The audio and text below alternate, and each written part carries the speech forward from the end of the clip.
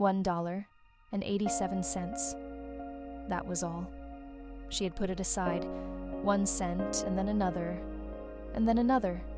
in her careful buying of meat and other food. Della counted it 3 times, $1.87, and the next day would be Christmas. There was nothing to do but fall on the bed and cry, so Della did it. While the lady of the home is slowly growing quieter, we can look at the home. Furnished rooms at a cost of $8 a week. There is little more to say about it. In the hall below was a letterbox too small to hold a letter. There was an electric bell, but it could not make a sound. Also, there was a name beside the door, Mr. James Dillingham Young.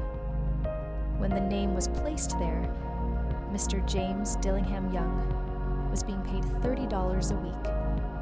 Now, when he was being paid only $20 a week, the name seemed too long and important. It should perhaps have been Mr. James D. Young. But when Mr. James Dillingham Young entered the furnished rooms, his name became very short indeed.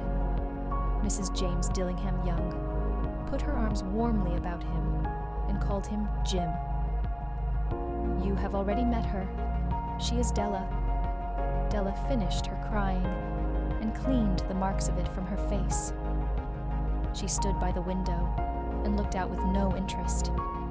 Tomorrow would be Christmas Day, and she had only $1.87 with which to buy Jim a gift. She had put aside as much as she could for months, with this result. $20 a week is not much. Everything had cost more than she had expected. It always happened like that. Only $1.87 to buy a gift for Jim, her Jim. She had had many happy hours planning something nice for him. Something nearly good enough. Something almost worth the honor of belonging to Jim. There was a looking glass between the windows of the room. Perhaps you have seen the kind of looking glass that is placed in $8 furnished rooms. It was very narrow.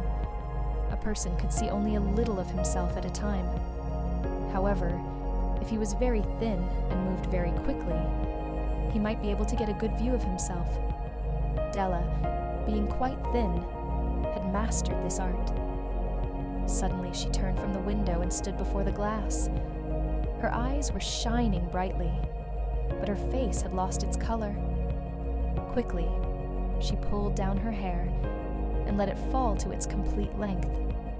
The James Dillingham Youngs were very proud of 2 things which they owned. One thing was Jim's gold watch.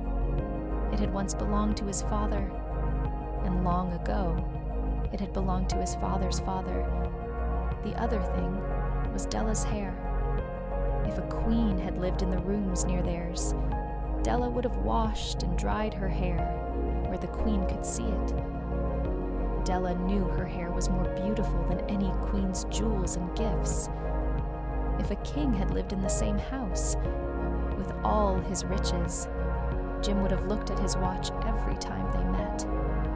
Jim knew that no king had anything so valuable. So now Della's beautiful hair fell about her, shining like a falling stream of brown water. It reached below her knee. It almost made itself into a dress for her. And then she put it up on her head again, nervously and quickly. Once she stopped for a moment and stood still while a tear or 2 ran down her face. She put on her old brown coat. She put on her old brown hat. With the bright light still in her eyes, she moved quickly out the door and down to the street. Where she stopped, the sign said, Mrs. Sofroni, hair articles of all kinds. Up to the 2nd floor Della ran and stopped to get her breath. Mrs. Sofroni, large, too white, cold-eyed, looked at her. Will you buy my hair? Asked Della. I buy hair, said Mrs. Sofroni. Take your hat off and let me look at it. Down fell the brown waterfall. $20, said Mrs. Sofroni, lifting the hair to feel its weight. Give it to me quick, said Della.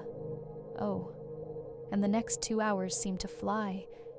She was going from one shop to another to find a gift for Jim. She found it at last. It surely had been made for Jim and no one else. There was no other like it in any of the shops, and she had looked in every shop in the city. It was a gold watch chain, very simply made. Its value was in its rich and pure material. Because it was so plain and simple, you knew that it was very valuable. All good things are like this. It was good enough for the watch. As soon as she saw it, she knew that Jim must have it. It was like him. Quietness and value. Jim and the chain both had quietness and value.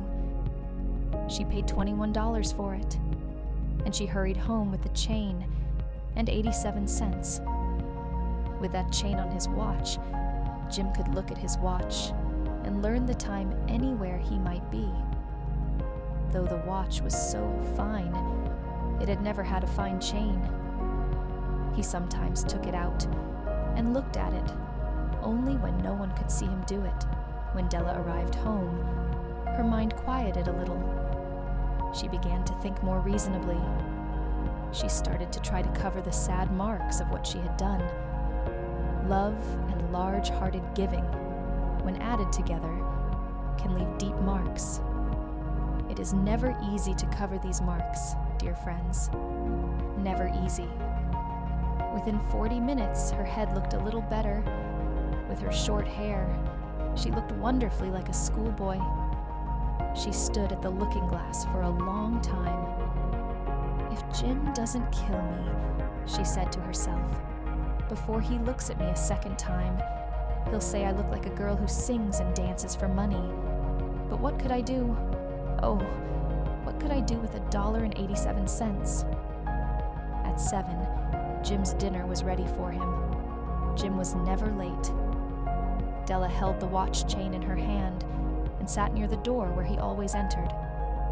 Then she heard his step in the hall, and her face lost color for a moment. She often said little prayers quietly about simple, everyday things. And now she said, "Please, God, make him think I'm still pretty." The door opened and Jim stepped in.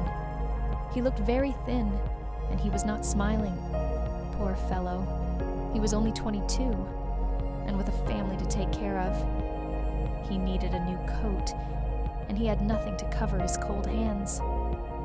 Jim stopped inside the door. He was as quiet as a hunting dog when it is near a bird.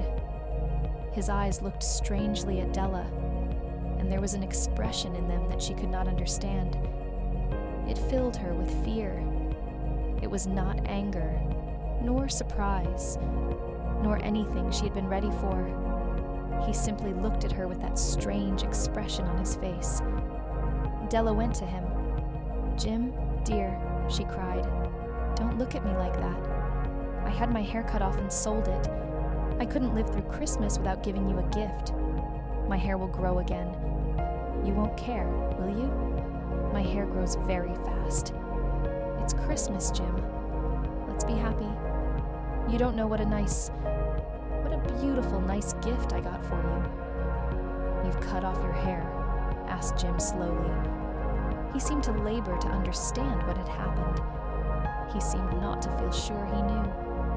"Cut it off and sold it," said Della. "Don't you like me now? I'm me, Jim. I'm the same without my hair." Jim looked around the room.